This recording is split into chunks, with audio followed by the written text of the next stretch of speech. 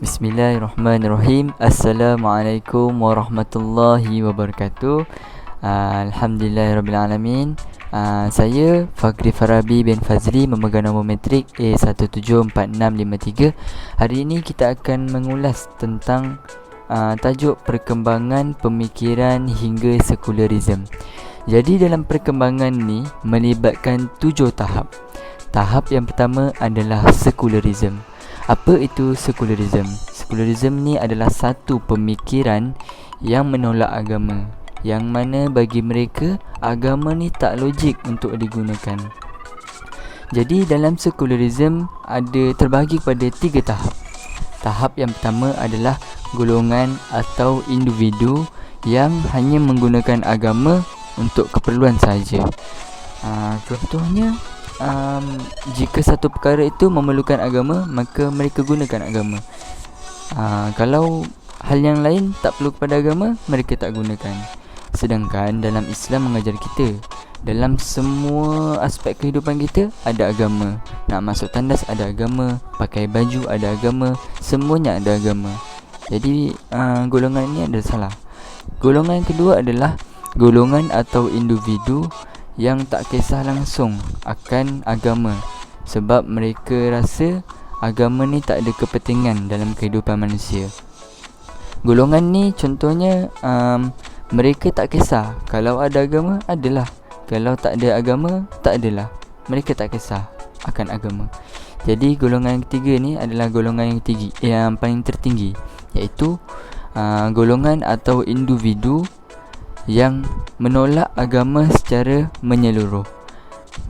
Golongan ni adalah sangat bahaya kerana mereka menolak agama secara sepenuhnya. Mereka tak nak ambil agama. Jadi bila mana kita ada pemikiran sekularisme ni kan, kita automatik akan kepada tahap kedua, iaitu liberalism. Apa itu liberalism? Liberalism ni adalah satu pemikiran yang mahu bebas daripada ikatan nas. Liberalism ni juga satu pemikiran yang tak nak langsung terlibat dengan autoriti agama. Jadi bila mana mereka tak nak terlibat dengan autoriti agama, automatik mereka ni menolak wahyu Allah Subhanahu Taala. Kenapa mereka berfikiran sebegitu? Kerana bagi mereka, mereka memikirkan agama ni tak 100% ni betul. Apa alasan mereka? Alasannya adalah kerana keterlibatan manusia dalam agama tersebut. Jadi kalau bagi mereka lah, kalau ada keterlibatan manusia dalam agama ni, jadi manusia berhak menentukan pandangan masing-masing, ijtihad masing-masing. Mereka berhak.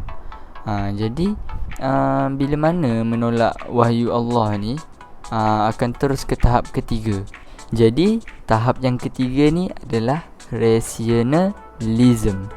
Rationalism ni adalah kan tadi tahap kedua mereka dah tolak wahyu. Jadi rationalism ni mereka menggunakan akal semata-mata. Jadi mereka berpandangan, beri pendapat semua mengikut akal saja, tak ada panduan. Bagi mereka, kalau satu benda tu tak logik, tahyul, mereka tak terima benda tu, mereka tolak. Jadi dalam tahap ni kan ada dua golongan. Golongan pertama adalah golongan poor rationalist. Poor rationalist ni yang macam tadilah, mereka kalau tak ada benda tu tak logik, mereka tolak. Kalau golongan kedua ni pula golongan Islamic rationalist. Golongan Islamic rationalist ni dia adalah golongan Mu'tazilah. Golongan Mu'tazilah ni bagi mereka, kalau satu benda tu mendatangkan kebaikan, kat situlah ada syariat Allah SWT. Tapi sebenarnya dalam semua syariat yang Allah telah tetapkan ada kebaikan. Jadi pada mereka ni salah sedikit lah. Jadi apabila mereka hanya menggunakan akal semata-mata, mereka akan terus pergi kepada tahap keempat. Jadi tahap yang keempat adalah humanism. Humanism ni apa? Dia menumpukan kepada kemanusiaan semata-mata. Bagi mereka tak ada dosa, tak ada pahala. Sebab apa? Sebab diorang kata tak ada Tuhan, tak nak kaitkan dengan Tuhan. Jadi mereka ni menggunakan konsep human centric in their life, no God centric. Sebab apa? Sebab dia orang mementingkan kesejahteraan manusia. Jadi apa tujuan mereka ni? Tujuan mereka adalah memartabatkan manusia yang boleh menyelesaikan masalah mereka di dunia dengan menggunakan kekuatan akal mereka sendiri. Maknanya mereka tak ada panduan, mereka hanya menggunakan kekuatan akal. Kalau kekuatan akal mereka seginilah cara penyelesaian masalah mereka. Kalau pemikirannya atas sikit, maka macam itulah dia punya penyelesaian. Jadi apa maksud human centric tu? Human centric adalah mementingkan aspek kesejahteraan manusia. Apa itu no God centric? No God centric maksud tak mementingkan wahyu, tak mementingkan Tuhan. Jadi konsep keadilan mereka ni salah tau. Konsep mereka, keadilan mereka ni mengikut akal sendiri. Mereka tak ada panduan. Mereka ni sebenarnya keliru dengan hak dan keadilan. Mereka keliru. Jadi kita masuk kepada tahap kelima, iaitu human right. Human right ni sebenarnya berasal daripada perjuangan yang membawa kepada human right, iaitu hak asasi manusia. Konsep yang mereka bawakan hanyalah konsep kebebasan. Bebas itu yang dimahukan. Jadi prinsip dia ada dua. Satu, saling hormat menghormati. Yang kedua, jaga maruah antara satu sama lain. Itulah prinsip mereka. Mereka ni sebenarnya mementingkan hak-hak asasi manusia ni tanpa berpandukan wahyu. Maksudnya mereka menggunakan dari pandangan masing-masing. Itulah mereka. Jadi hak asasi ni, kalau dalam Islam, hak asasi kita Allah telah tetapkan. Kita berpandukan kepada Islam, pandukan kepada Allah. Allah dah tetapkan macam mana. Satu je Allah. Kalau dalam barat ni sebenarnya mereka keliru antara hak dan keinginan. Mereka ni hanya pandukan kepada pandangan manusia. Ada manusia kata gitu, ada manusia kata gini, ada manusia kata gitu. Jadi mereka mengikut kepada pandangan manusia tu.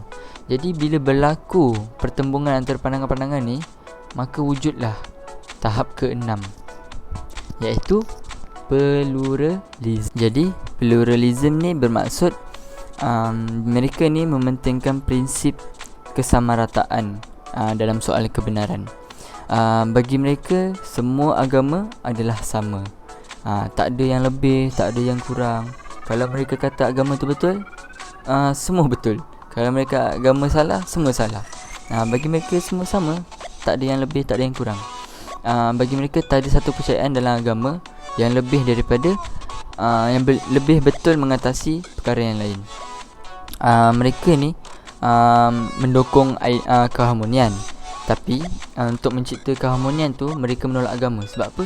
Sebab mereka kata agamalah punca perpecahan antara manusia ni. Jadi sebab tu mereka menolak agama. Jadi mereka kata tak ada dakwah. Agama Islam tak ada dakwah agama lain. Agama lain tak ada dakwah ni. Sebab apa? Dia kata semua sama, semua sama rata. Jadi itulah pluralism. Jadi selepas pluralism, kita akan masuk pada tahap yang terakhir, tahap ke-7, iaitu demokrasi. Demokrasi ni untuk membezakan sama ada perkara tu betul atau salah. Jadi cara untuk memilih perkara tu betul atau salah hanya dengan mengukur daripada suara majoriti. Kalau majoriti kata perkara tu benar, maka benar diangkat. Kalau ramai kata perkara tu salah, maka salah lah.